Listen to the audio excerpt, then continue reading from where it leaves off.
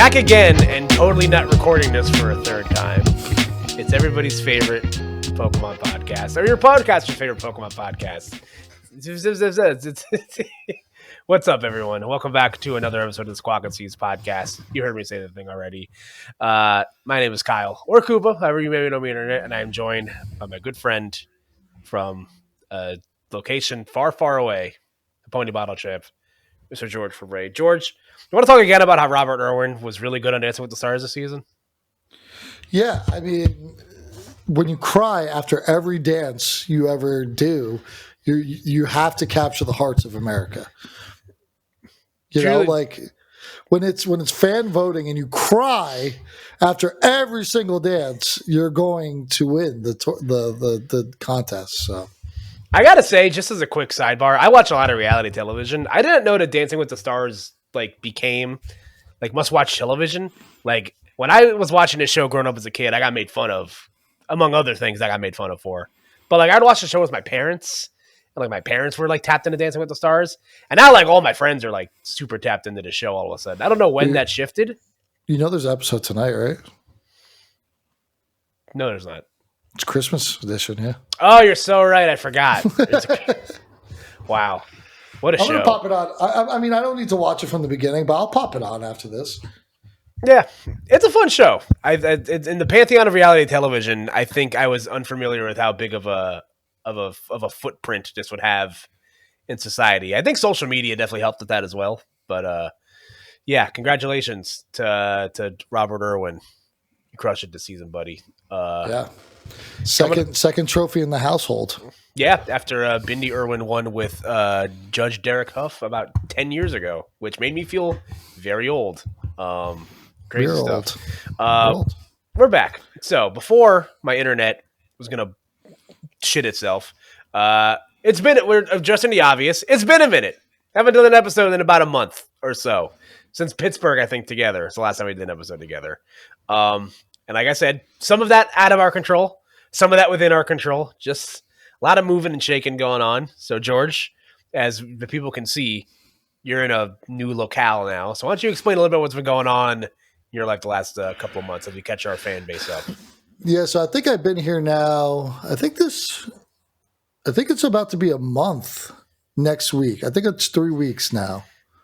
I just moved to Jersey City, New Jersey, which is also really hard to say. Jersey City, New Jersey. You know, a lot of stuff in there. I feel like you never say Jersey City, New Jersey. Where do you live? Jersey City, New Jersey. You just say Jersey City. You know, it is weird. That is what I think. That's the first time I've ever heard someone say the full city name plus state afterwards. It sounds strange. It'd be weird if Jersey City wasn't in New Jersey. It would be strange. Yeah, but yeah, I live here downtown Jersey City now. Got a pretty cool 1-bedroom. I lived in the same place for 9 years. So this is the first time I'm officially living by myself. And you know what? Everybody asks me, they're like, so do you think it's lonely? Do you like it?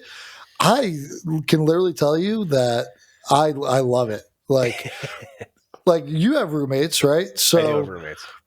Let me ask you a question. As much as lovely they are and fun to hang out with them from time to time, when you know both of them aren't home and you're coming home, isn't it the best feeling in the world? It's awesome.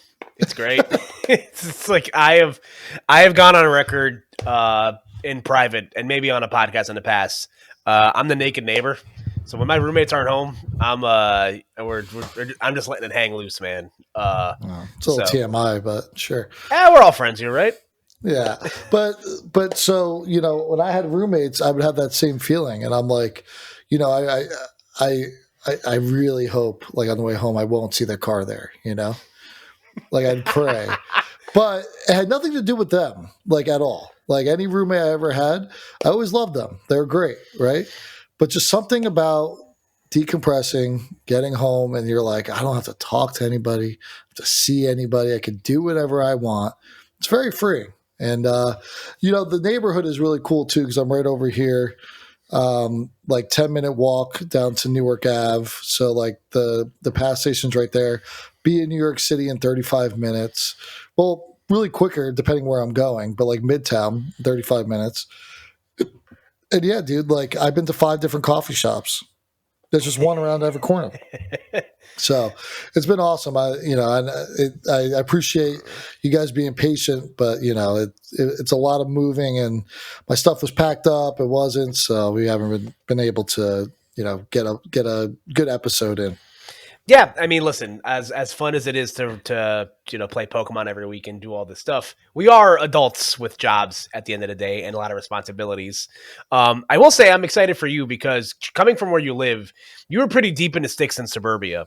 Like you were like in the suburbs, and now you're like essentially a city guy now. So like you're as close to being in the city without actually living in the city, which is my opinion awesome. Yeah, I would never live in the city. I don't think. I don't know. New York City, like living in New York City, because like think about leaving the city whenever you're in the city. Yeah. So if you ever wanted to go anywhere, leave the city, you would have that experience. Yeah. But now when I real quick, when I leave the city, I know I'll be home in 35 minutes. That's the best feeling you could ever have. Yeah.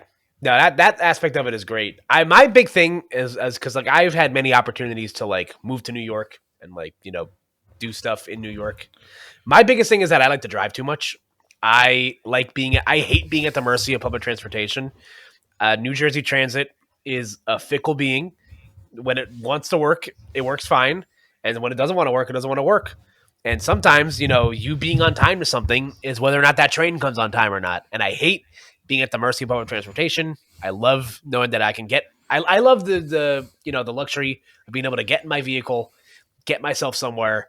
And if I don't get there on time, 99% of the time, that's my fault. So yeah. That's always been my like big thing of why I don't want to live in the city. Not having a car would be cool. I don't have to. It's one of my least favorite parts about like having to move somewhere as someone that's in the process of early stages of planning to try to move somewhere. I have to think to myself, hey, am I going to be able to park my car in the same spot every night? That's a big thing I got to worry about. So, but the parking surprisingly is not bad over here. That surprises me because I have friends that live in Jersey City. I have family that lives in Jersey City, and like my biggest, the biggest turnoff for me for living in those areas is just that aspect of it. Like having to like park in the street, that gives me a level of anxiety that I cannot begin to explain. Yeah, I mean, I find parking like in 2 seconds every single time. I think I just have like the best location for an apartment, like of all time. The apartment itself, though, you'll see it one day. You're going to be like, oh, it's nice. It's super slanted. Like I get what you're trying to say. So, like, when you walk into the kitchen, it's like a freaking, like, vert ramp, like a half pipe. You can do tricks in it. Yeah, and then, like, when you walk out of my bedroom, there's, like, a 45-degree angle going into, like, the bathroom.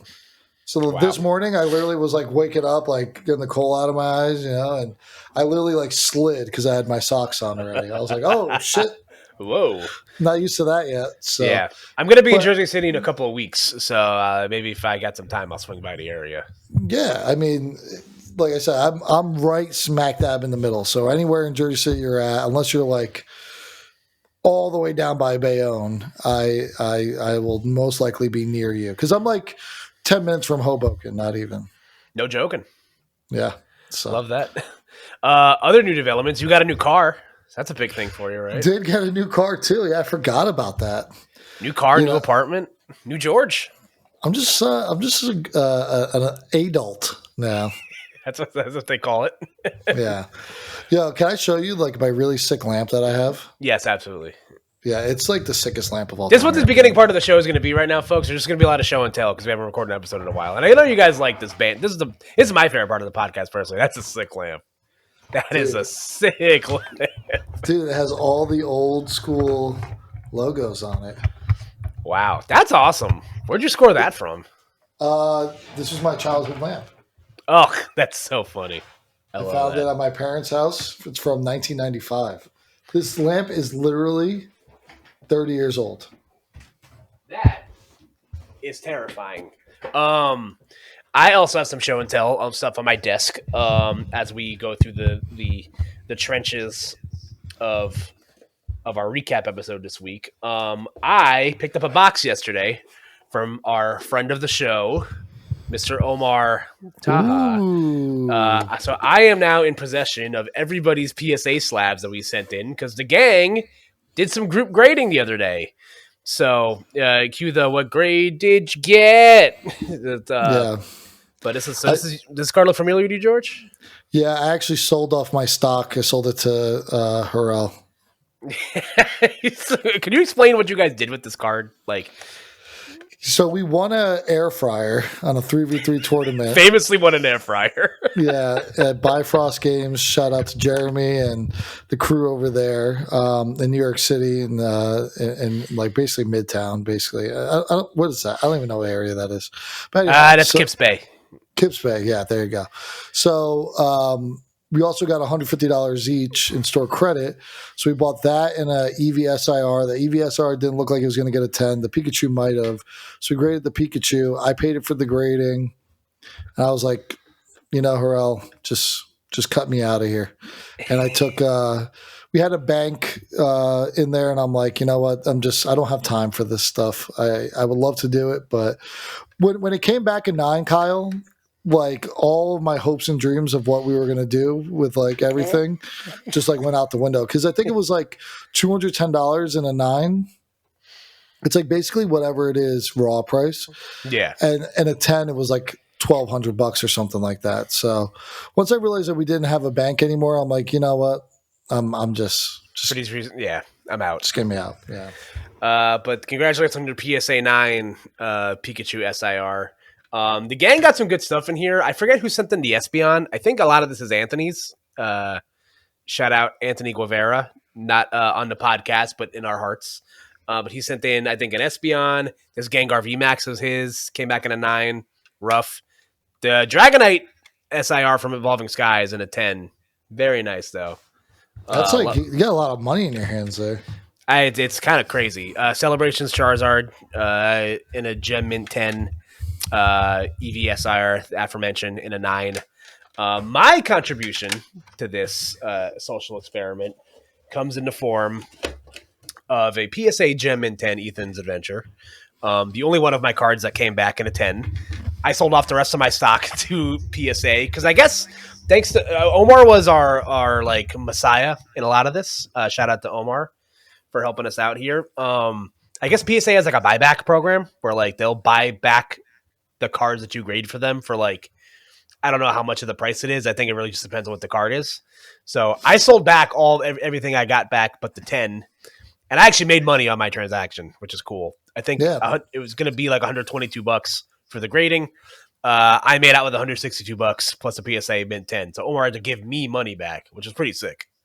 Yeah, so it's like $205 right now too. It's not bad. Yeah, it's not bad.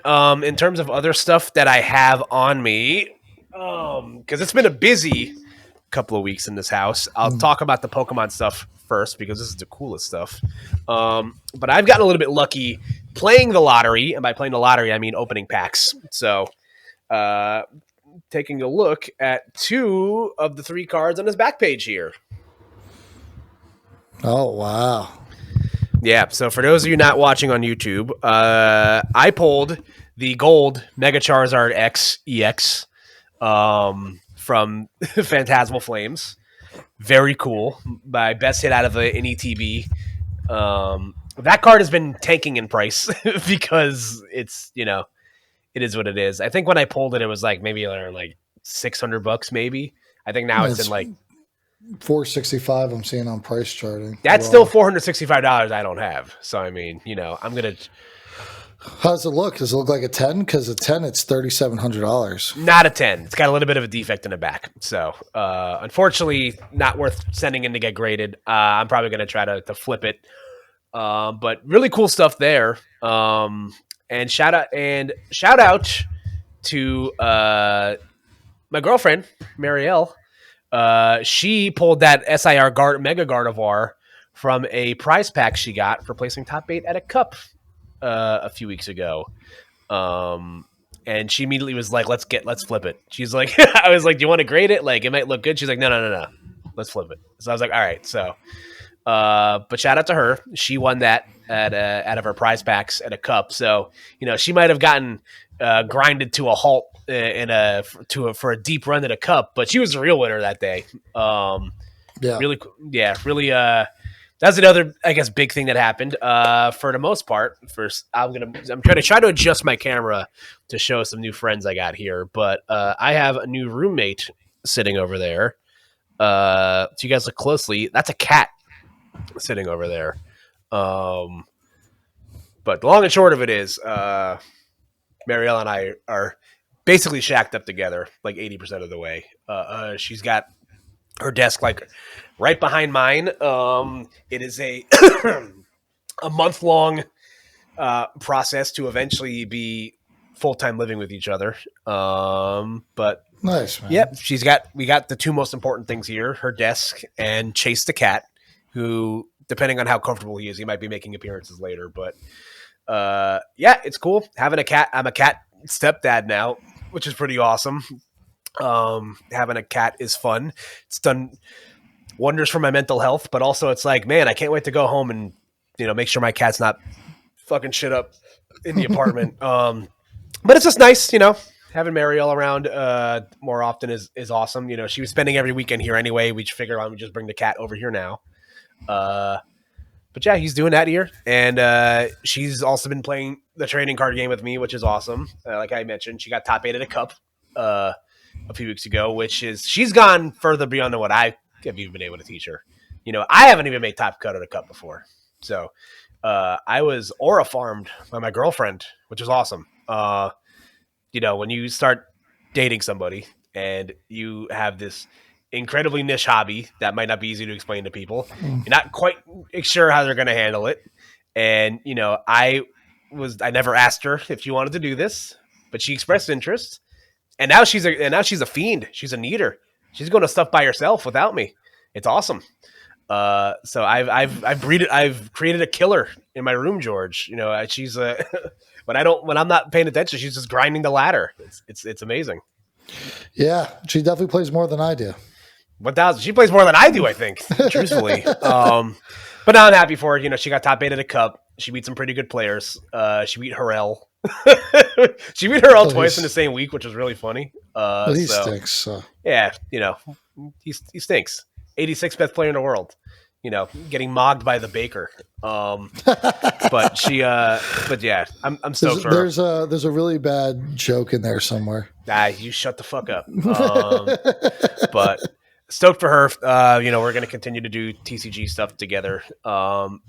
As far as regionals go, that's a little bit touch and go because we're going to the Philippines in February, which is taking both a lot of our time and money. But I'm excited. We're going for a wedding. We're going to be gone for like 2 weeks. So things are going to be a little bit touch and go in terms of going to regionals and stuff. But, all for the greater good. I'm very excited. Yeah, everybody's really on my ass to Thursday's a big day, huh? I gotta talk to the camera here for a second. All right. I need you guys to understand this. At the time of us recording this, it is 8:00 on Tuesday. They just announced a few hours ago that spots have opened up for the Toronto Regionals, due out in the middle of January. Now, George missed the first time. Did you try or did you just straight up forget? Straight up forgot. I was on a work dinner. Well, wherever you're at, I just need you to lock in for 10 seconds. George is always the first. George is always making fun of us because it's like, what are you guys talking about? This registering for regionals things is so easy. It's like, what are you guys talking about? Of course I was going to get in. Like, what do you mean you didn't get in on time? He's constantly poking fun about how bad we are at putting our credit card information in fast enough in RK9. I need you to lock the fuck in. All right. Yeah, they're going to be very upset if I don't get in the second wave, aren't they? I am going to be upset for them. I can't go to Toronto. I'm using too much PTO later in the year to be able to go, and I'm pretty sad about it. Toronto is one of my favorite cities. It feels bad not going to be able to see Hamza. And you didn't go last year to Toronto either. I did not go last year because of the Sonic Symphony of previous engagements that I committed to. So Toronto, honestly, I don't know how many events I will go to this year, but I'm really excited to go to Toronto because of the food. It's a great food city. Honest to Great food God, city. it's a phenomenal food city. Say what you want about like other cities in where the Pokemon decides to hold their regionals. 9 times out of 10, most of them have pretty good food. So I am gonna be. I'm pretty mad about that specifically. A lot of really good Japanese food. In Chinese too, yeah. Like the whole Chinatown area there is, I would argue, is better than Chinatown, New York City. But we will this Sunday be in Chinatown. I'm going to play in 2 cups this weekend. Double Cup weekend for Georgie. How about that? Yeah, so you will be at the Highlander Cup also, is what you're saying. I will be there on Saturday also, yeah. I feel like I owe a weekend to the gang, you know? Yeah, it's been a minute. So double cupping. Have you decided what you're going to play yet? I think I will be playing Mega Sharpedo. Can I just need to, just for the record, can you explain to me and us, what is it about Mega Sharpedo that is so appealing to you as a concept? You know, I don't really know anymore. I've been playing it, and I think it stinks. But cool Pokemon. Also, yeah, you know, I like the first attack a lot, where you just, whatever, I don't even know what it's called. For 1 energy, it's 70 and you draw 2. So early game, that's easy. Currently, I'm playing it with Hero's Cape. So it's really big, 430. I like the Monkey Dory aspect of it. I like the poison package. I'm playing it with Gravity Mountain. So you can really do some funky things with Monkey Dory where you like hold the Gravity Mountain, punch with the Mochi, put monkey damage on. They're like, oh, you didn't knock me out. Put down Gravity Mountain, monkey over, knockout. And with the new Mega format, you could do some pretty crazy things depending on how many monkeys you get set up. I also plays Yveltal, which I think is really good right now. Also underrated attacker is the Petron EX late game. Especially I think Gravity Mountain's really good right now is basically my big thing because a lot of these stage 2 are tough to knock out. But with Gravity Mountain, like you really can change the way you play the game. Also, I'm playing like 2 Town Store and 4 Lily, which I think is a pretty broken combo right now. I think the new Toxtricity is pretty damn good for energy acceleration. I think like what I'm saying is there's a lot to the deck that works really well. It's a little underrated in my opinion. No, I agree with you. We haven't recorded an episode since the Mega stuff has dropped. So we have a lot to kind of talk about big picture wise. We've just had our first regional in the Phantasmal format. As we move into, it still feels very weird to me to say that like Mega Evolution is like the next era of the Pokemon TCG.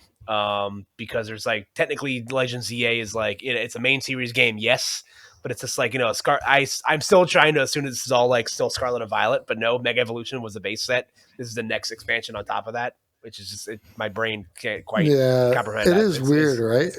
It is weird. That being and just a side note, been playing through Legends EA like a madman the last like few weeks while we've been on our hiatus. Game's awesome. I'm very excited for the DLC.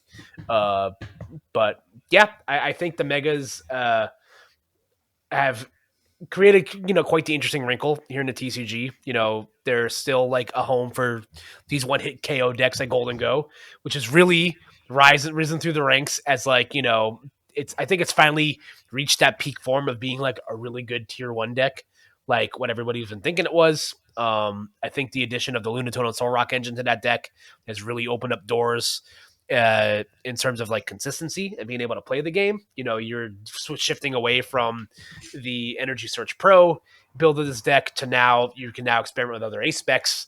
Most notably Secret Box, sometimes Precious Trolley, some now mostly Prime Catcher. So that deck still has a home, but now you saw what happened in Las Vegas with Tord winning with this Mega Absol box, which again was a new hot craze.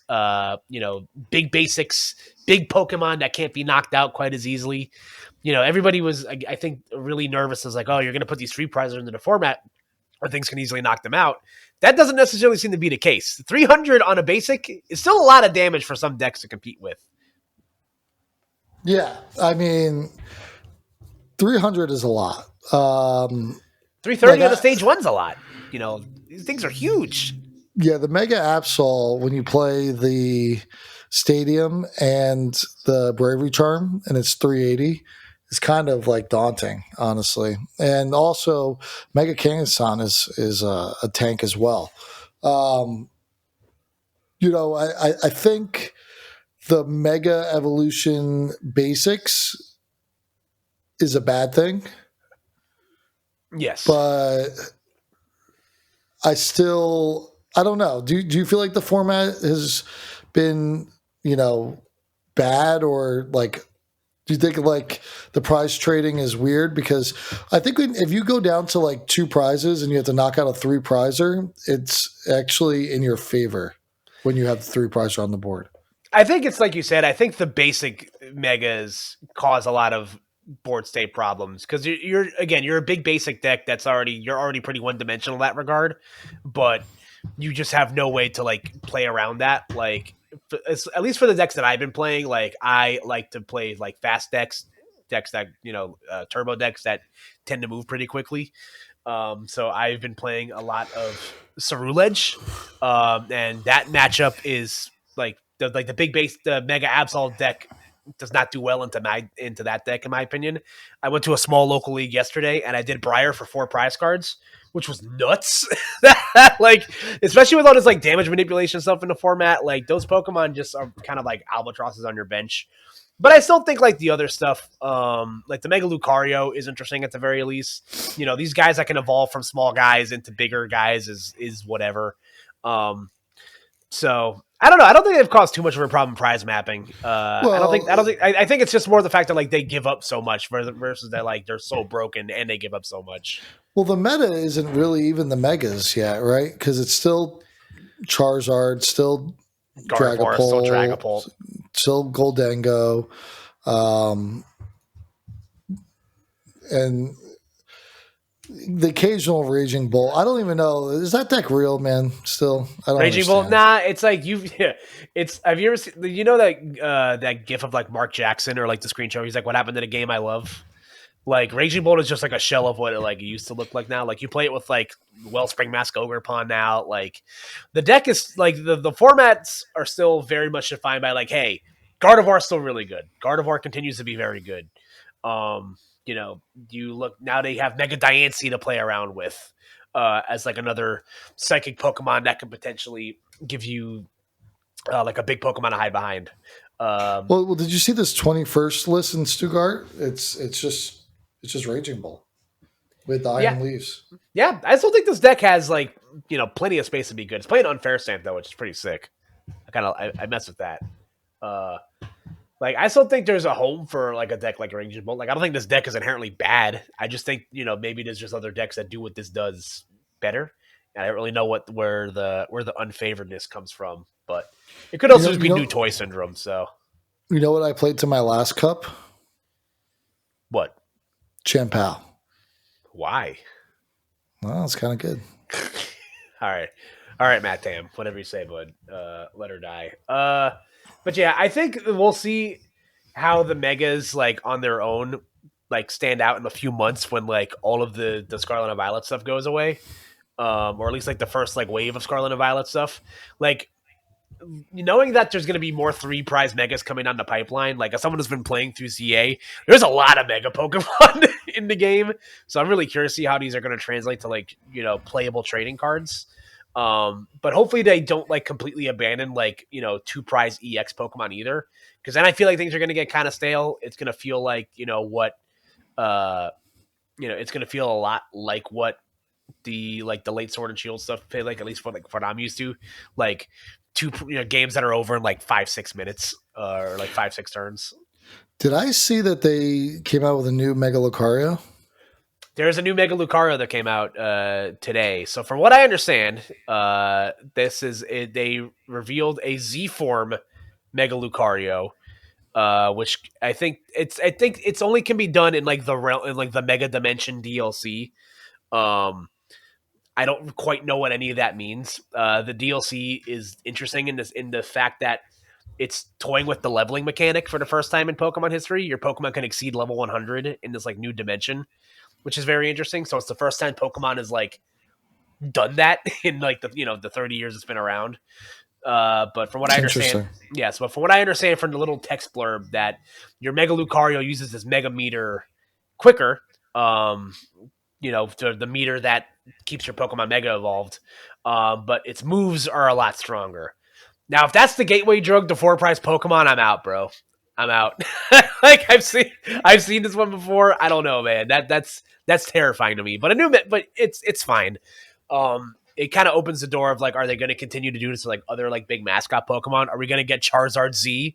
Like, they're definitely going to do a Charizard Z. There's a Charizard X. There's a Y. You're telling me they're not going to have a Charizard Z? They make a Charizard for every letter of the alphabet. Quite frankly, why not? Like any reason. And you know what? Like people would be like haters about it. They're like, they're going to give Charizard a new one. Everybody wants it. By the way, yeah, of course it's Charizard. He's like, look, like all joking aside, Charizard from a Pokemon standpoint is cool as hell. He's a cool Pokemon. He's a big dragon with wings and breathes fire. Of course they're going to give him the cool stuff. I would like to see them come out with like a Venusaur and Blastoise X, Y, and NZ too. That they're going to do it though. Like they can't just show too much favoritism to Charizard. Like sure they can. They've done it for years. But I know but like I don't know. I would like to see a new Blastoise. Blastoise is pretty cool too, man. That would be nice. I love Blastoise. When I played through X and Y the first time, I chose Blastoise as my second starter Pokemon. But that's exciting. There's a Mega Baxcalibur coming out. There's a Mega Chingling coming out. Mega Zeraora for those. So another big basic 3-prize Mega Pokemon. That'll be cool, right? We've seen like the first waves of like what like the new Megas are going to look like in the Ascended Heroes set. I think the Mega Dragonite looks interesting. I think that's like a card that like give it some time in the future. That 330 is a lot of damage to do to something, so that's pretty cool. The Mega Electros is cool. Paralysis is annoying, so that'll be fun. I don't know. There's still a lot to look forward to. I'm quite excited to see where like these next generation of like megas and what they continue to develop in the future with this. Go ahead after you. No, so we're talking about megas. One mega that's been trendy lately is the Mega Lopunny, and I'm seeing, or Lopunny, however the hell you say its name. I see one that finished 38th here. Did you check out that list? I did. I actually looked at a lot of these lists very thoroughly. And fun fact, all of the new Mega Evolutions from Phantasmal Flames made day 2 at Stuttgart, except for Mega Gengar. Only one without a Limitless page right now. I also think that card's not bad. I don't know. I don't think it is either. I just don't think it's that great either, to be completely honest with you. It just seems very underwhelming. Shout out Mega Bunny, though. Got one right here on my desk. So what do you think about this card? Is it good? Is it bad? I think it reads very well. Seeing how people have been playing it, I think there's like 3 lists here that are like all jumbled up from each other. There's the 38th place list.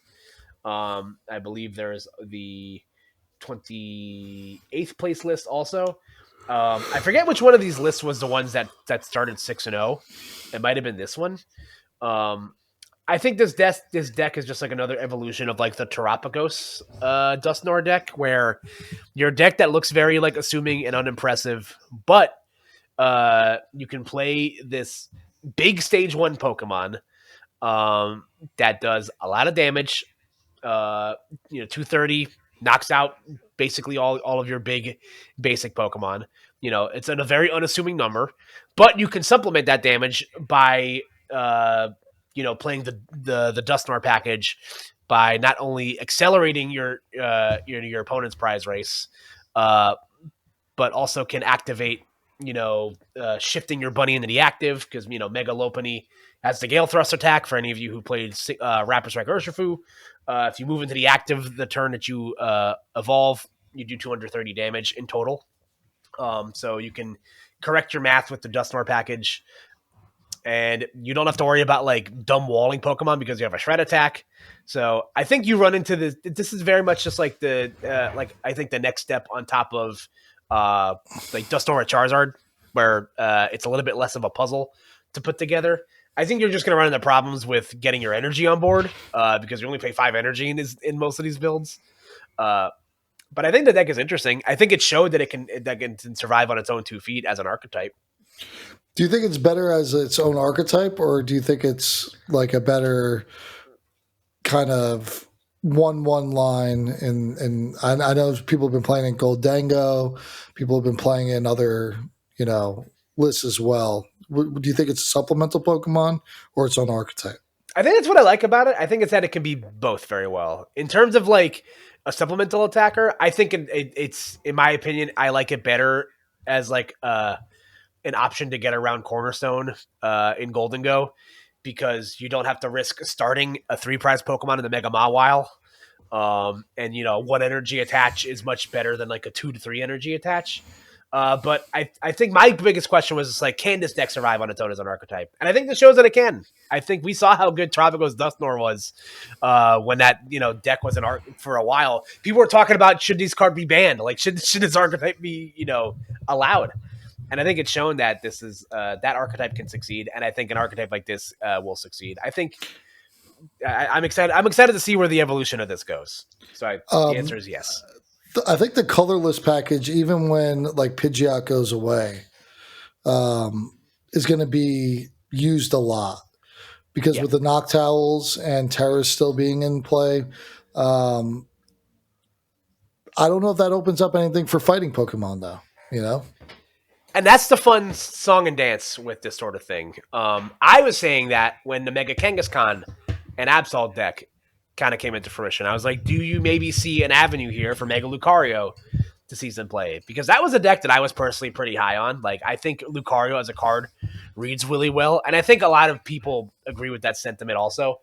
It's like, oh yeah, this card's good, but it loses to Gardevoir. But so does everything else in Standard. So like, that can't be your only out as to why something isn't good. And Lucario is in the same kind of boat where it can survive on its own as its own archetype, albeit maybe not as strong as like what this can do. But it's also proven to be a good supplemental attacker, primarily also in Golden Go, a deck that plays a lot of fighting energy and ways to search out fighting Pokemon.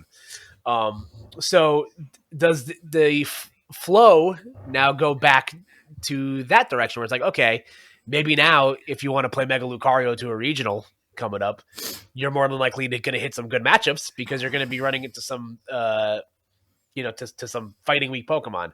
Fighting has always been kind of one of the worst types to play in the TCG anyway. Like, I feel like it's always, it's in terms of like how broken the types are, it always feels kind of overlooked. But I don't know, maybe there's an avenue there for where you'll see more of that coming up here in the future. So last deck that I think we need to talk about, and I kind of talked about the colorless package for Noctowl, found its way into Charizard to take first place. This deck list is very interesting to me as a Charizard bot, someone that played Charizard a lot. I've tried to make this work back in the day. Do you remember that? I do remember this very well. What were your thoughts on it, Kyle? Do you think it's actually good, or are we just seeing right now people disrespecting Psyduck and not playing it, so everybody's playing Dusknoir? And on top of that, do you think we're going to then see people play Cyclops more? Cyclops. God. Cyclops, Dusknoir, Psyduck. Jeez. So confusing. Do you think we'll see Psyduck played more now that there is really shown that the Dusknoir line is shown to be way too powerful in this format? The long and short of it, in my opinion, is no. Because you've already seen the innovation people are having to play around Psyduck, and that's Klefki, which is really funny. It cannot go ignored that Nikolai went undefeated through Swiss. He only tied 3 times. He did not lose a single game in Swiss.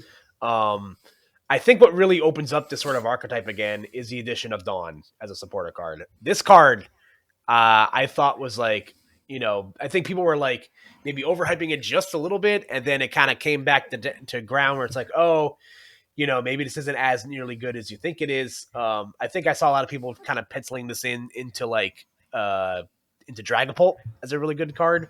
I was using this card, a copy of Dawn in Eevee box deck, because you can get both Noctowl and Pidgeot with one supporter card, which is really good. But playing 4 copies of Dawn in this list really does open up this, your ability to do what you want to do. So again, same concept. Let's say your opponent took a knockout on their last turn. You play Dawn, you can get Fizzentippity, Noctowl, and Pidgeot all with one supporter card, which is busted.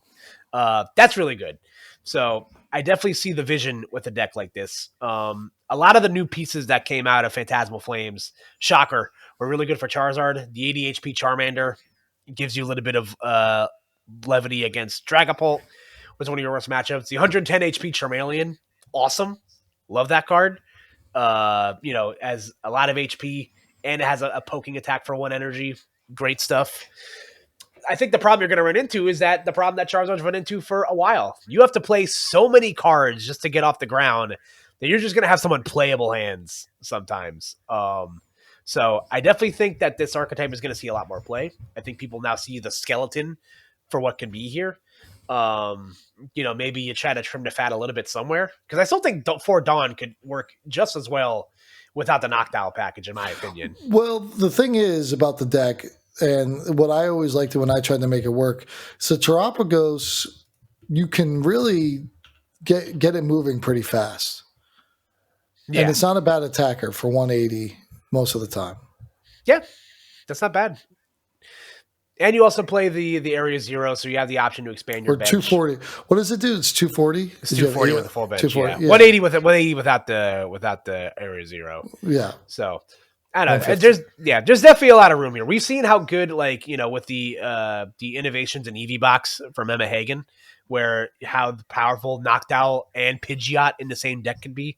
You really have, your choice for whatever. You're basically never going to have a problem getting what you need, except sometimes you still do, which is hilarious. But I don't know. I think we're going to see a more innovation of this. Charizard might actually be back for one last ride.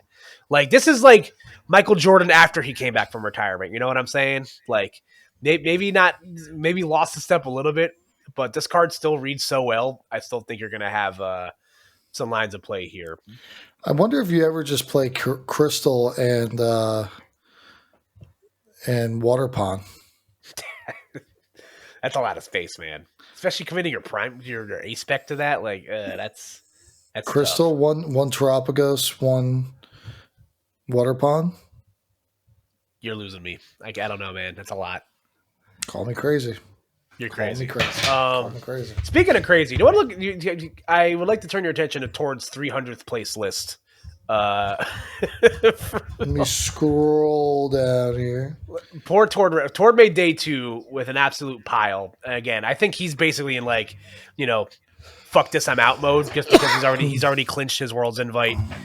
So he can just kind of take these regionals to do whatever the hell he wants, which is always my favorite thing to watch. I still think of Tord's insane Charizard, Urshifu, fucking pile of garbage he was playing to that. It's basically rotation. The same thing. It's the same thing. Playing with the Mega Charizard EX, XEX. I have to specify that because there's 2 Mega Charizards. Mega Charizard Y, by the way, nuts attack. 280 snipe. 280 snipe. That's crazy. That's so sick. It's not right. It's not. It ain't cool. But yeah, Tord playing Mega Charizard as well as Mega Lopunny. You have to play the Oricorio, obviously, if you're playing the Mega Charizard also, and with the other Charizard stuff as well. So I don't know. I think this is high key. I think this is kind of cool. It's a fun concept. I don't think it's bad at all. I mean, what's wrong with it? The problem, like I said, the problem is Charizard. Sometimes you just don't get to play any games. Tord went a whopping 1-5 in day 2. Rough day at the office for Mr. Recklev. Well, I think that's why he's playing the Lopunny, right? He could just do that. Yeah. Turn 2 for 1 energy. That's valid. Lopunny is a very good get you into the game type attacker. It's like I mentioned, unless you're playing a fighting weak, unless you're playing a fighting attacker or a deck against a deck like Golden Go, Lopunny 9 times out of 10 is a pretty good option. In terms of other stuff to talk about here, Gardevoir is still really good. Golden Go is still pretty good.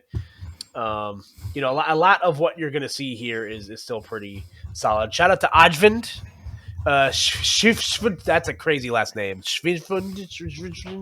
I should have asked Joe how to pronounce that when I saw him over the weekend. But Advent, one of Charizard's strongest soldiers, that guy rocks.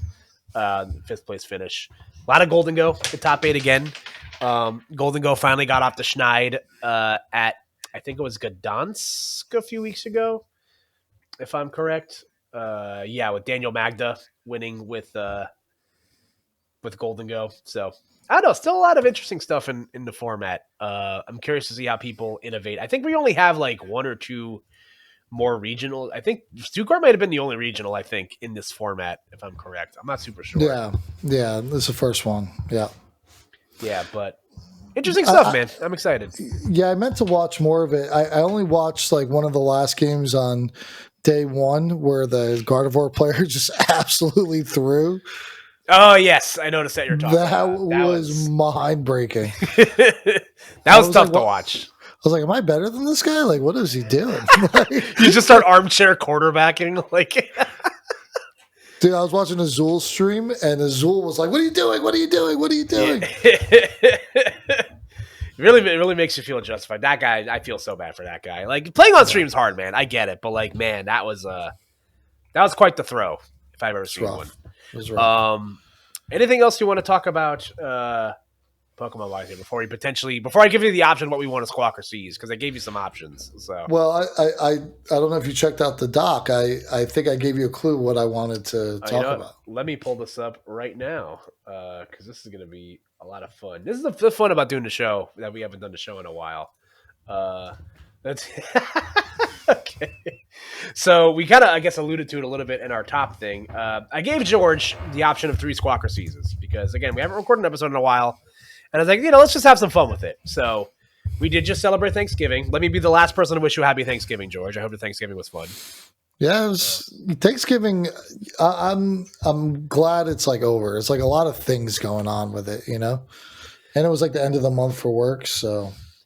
Yeah. I feel that this is actually quickly on Thanksgiving. This is my first joint custody Thanksgiving in a while. I celebrated Thanksgiving with Marielle's family and my family. And boy, let me tell you, I ate a lot of food. We had 3 different kinds of stuffings at my Thanksgiving. And I ate all 3 of them. Took them home. Ate them all the next day too. I ate Isn't that the best? Isn't that the best? Yeah. Are you a fan of the leftover sandwich? Is that like your route with your leftovers? You ever do that? Yeah, I take it and I put it on the biscuit. Ooh, yeah, that's good. Yeah. No, it's fantastic. Do you have rice at your Thanksgiving since you're half Spanish or no? No, because I don't celebrate with that side. But valid. But no. But yeah, no. Just the turkey with all the fixins. Love that. Well, happy Thanksgiving to you and your family. Hope it was great. Yeah, happy Thanksgiving to you, brother. Yeah. So I preached. One of the ideas was Pokemon we'd invite to Thanksgiving. It would have been fun. It's also brick as hell outside today. So I was like, what if we did ice-type Pokemon? I don't think we've done that one before. I'd have to look back to the archives to check. I don't know if we did.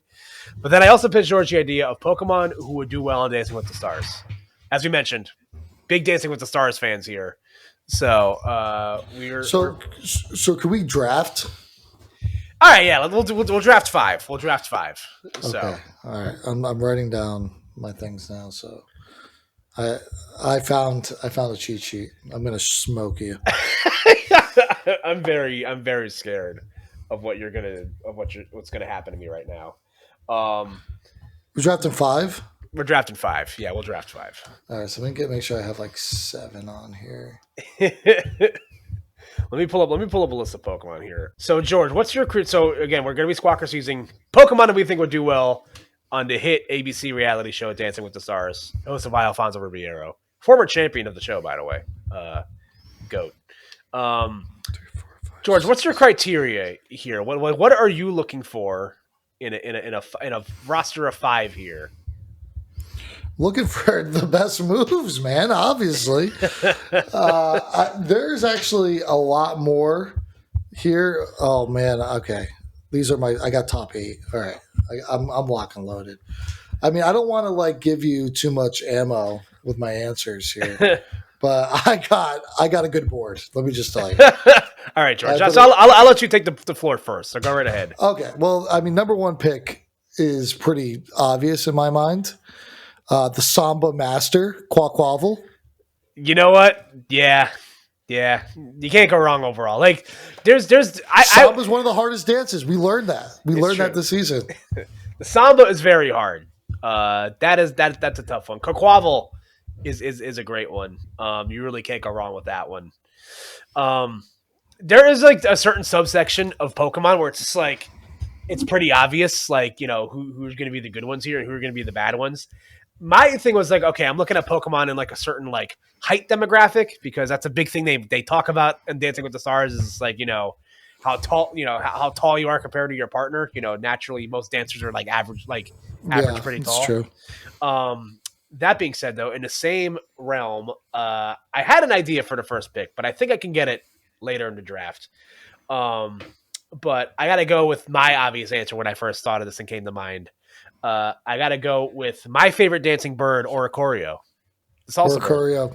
That's high on my list. That's a good one.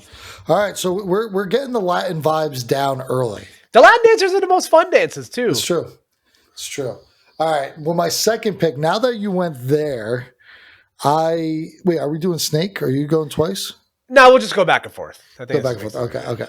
All right.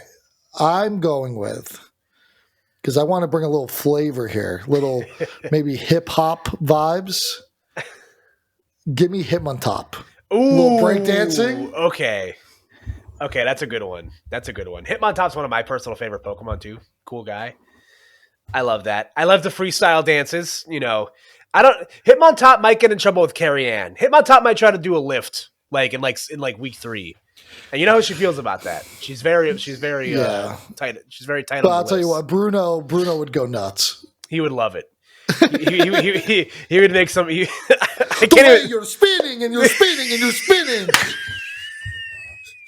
I love it. Den.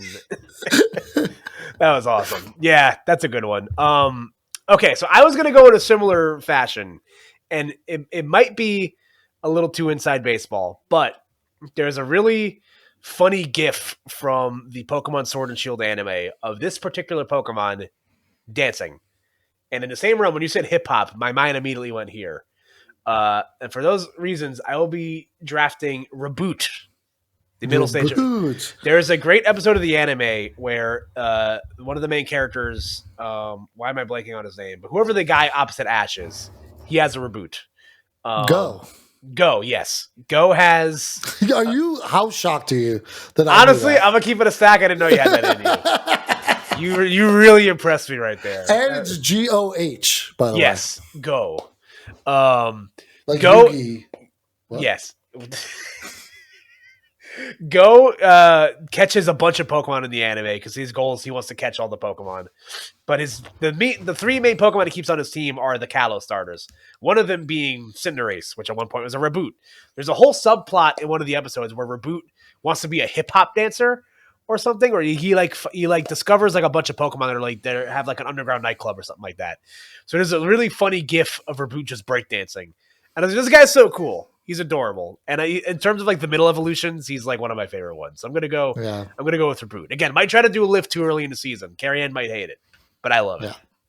All right, I'm gonna get a little cultural here on you, because sometimes you need a specialist. Okay, you know you can't go classic all the time. Give me Alolan Marowak. Oh, okay. Oh, that's a good one. I didn't even think about that. That's fun. The tribal moves, good. Cool Pokemon, great dancer. Samoan vibes. I mess with it. I think he'd do really good in like the Paso Doble, like those like really like strong stance like foreign dances. Yeah, I dig it. Strong, very strong. And if you want to put on a Luau, also not a bad option. Can't go wrong with that.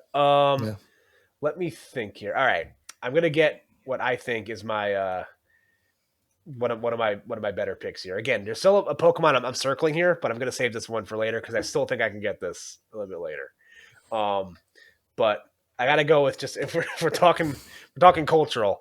This Pokemon never stops dancing. One of my favorite Pokemon, Ludicolo. No, you didn't. That was gonna be my last pick. Oh yeah, you can't sneak that by me, bro. He's literally always dancing. Like I think of Mirror Bees, like like the dancing Ludicolos he has on his team. What a I was great gonna Pokemon. say he's kind of like the Andy of the show. Yeah, Ludicolo is definitely Andy Richter. Like not a great dance, not great technically, probably not even that great. Period. But you love him so much, you let him through. How did Andy Richter make it? I don't understand. He's lovable. He's great. Like Ludicogo. But like you're telling me that like Haladia Baldwin was a worse dancer than Andy Richter? I don't think so. That's not what it's all about. All right, so I got to get some real classical moves on my team, on my squad here. All right, I think I got to just go straight ballet here and take Curlia. Ooh, God, that was one I was hoping I could maybe get a little bit later. Was that the one you were waiting on? No, there's another one that you still haven't said yet. But Curly is such a good option. Yeah, I love that. What a great Pokemon. Great dancer, classically trained. You know who would have loved Curlia? Len Goodman, God rest his soul. Would have loved all those classic dances. Loved the waltz. I think that's a good one. I like that one a lot. All right, I got spots for 2 more. I got to look at some Pokemon here. Oh man, this is so tough. I'm going to places on the internet I probably shouldn't be going in a regular browser. But let me see here. I'm scrolling. Okay, this could be a fun one. This could be a fun one. How about my good friend Blossom? Blossom. Same deal. Kind of in the same realm of like a more like Samoan, like Hawaiian dancing. Flower girl, pretty skirt. Looks good. I dig it. You got a theme going, kind of. A bit, but I still got. Now, here's where you either break my heart or I slam dunk with my hidden gem here. I don't think I'm going to do it because I was saving this one for last because I'm thinking like your last pick has to put on a big show, like waterworks, the whole 9, maybe a little singing too with the act. And for those reasons, I'm going to take Primarina as my last one. Ooh, okay. Good choice. Primarina definitely fills the role of like the singer, like dancer, like brings the whole act together. Yeah. You got the waterworks, the bubbles, everything.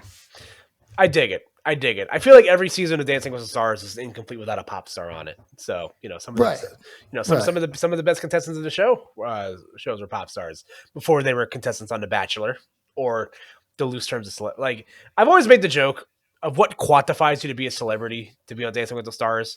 Well, now it's just a TikToker now. Yeah, now you can be like a social media influencer, and suddenly that's enough to be on Dancing with the Stars. People forget Kim Kardashian was on Dancing with the Stars. Like they had some star power at one point.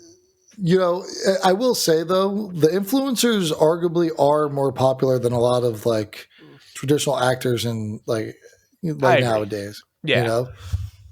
I agree. I think, like, again, maybe that's just me being the old man on the lawn. Because, like, to be fair, like, most of the people that are gone on the show were never, like, super duper famous. I think in terms of just, like, the most famous people on the show, Kim Kardashian was probably the most famous person to go on Dancing with the Stars.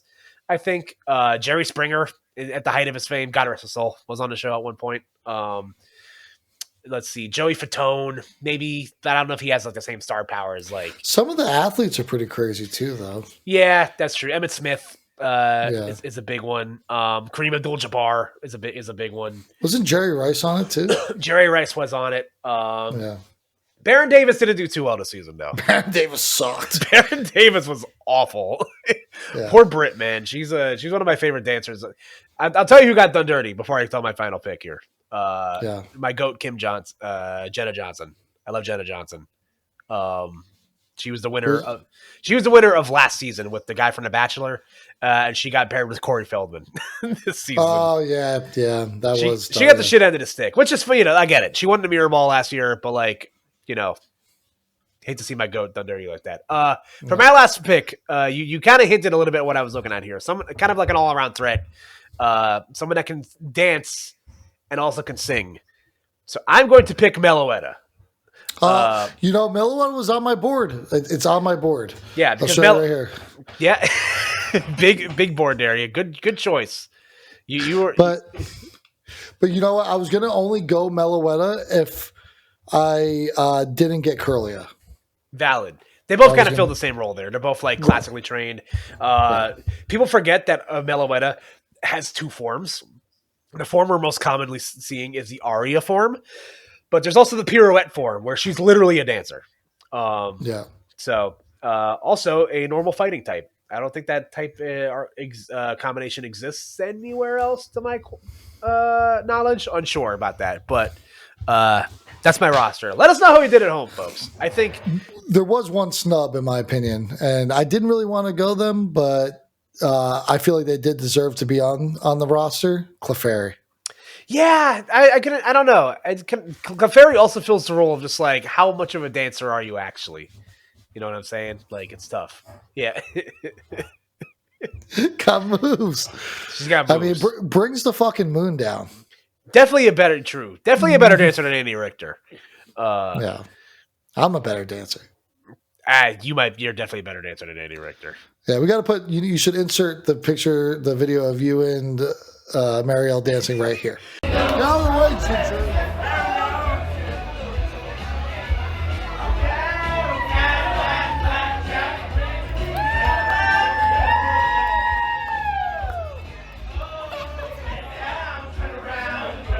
the way, I will do that.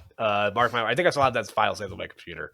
But yeah, that's it. That's it for this week's edition of Squawk or C's, ladies and gentlemen. Let us know at home how we did. Chime in at home. Who do you think as a Pokemon I would do good on Dancing with the Stars?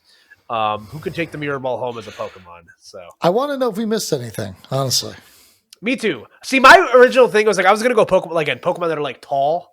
Like, because that's, again, a big thing they talk about is like shoulders and, making sure that you don't look too boxy or you're hunching over your Pokemon, your partner.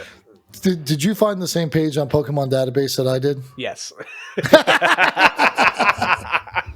We are drinking out of the same fountain, my friend. Yeah. But that's going to be it for this week's episode of Squawk and C's, ladies and gentlemen. Again, we apologize for the hiatus. We appreciate you guys sticking with us. We're not going anywhere. We're not retired. We're not dead. We're gonna get things back on track. Everyone's settled in. We're done moving for a while. But yeah, until you move in a month, and then I'm not gonna be moving until like. I got some time. I'm still in this apartment until at least the end of March. So okay. So we'll see what happens. My birthday though, I might be on the streets, to be determined. But it'll be fine. George, where can the people find you? I haven't been on Twitter in a minute, man. You can't really find me on the internet right now. I'm an internet, but if you do want to check out my Twitter, it's Pony Bottle Champ, PNYBTL Champ on the X platform. And yeah. What about you, Kyle? The Everything app.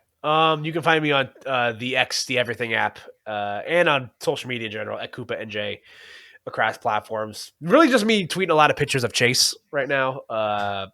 It's great. Having a cat is just free interaction for him, man. Like, he's literally taking a nap right now. He looks so fucking cute. It's actually killing me right now.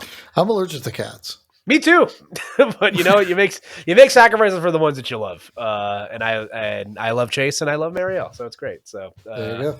That's all we're gonna do here. Follow me on Twitter. We're doing stuff. Follow the podcast. We're on all your favorite podcasting apps. We're on YouTube. We're on Spotify. Soon to be Apple Music. It's Apple. Hopefully at some point. We'll see what happens. We got to work with our behind the scenes guys on that one, but we're coming. We're back. We're back, guys. So until then. We'll see you guys next week. Good night, everybody. Peace.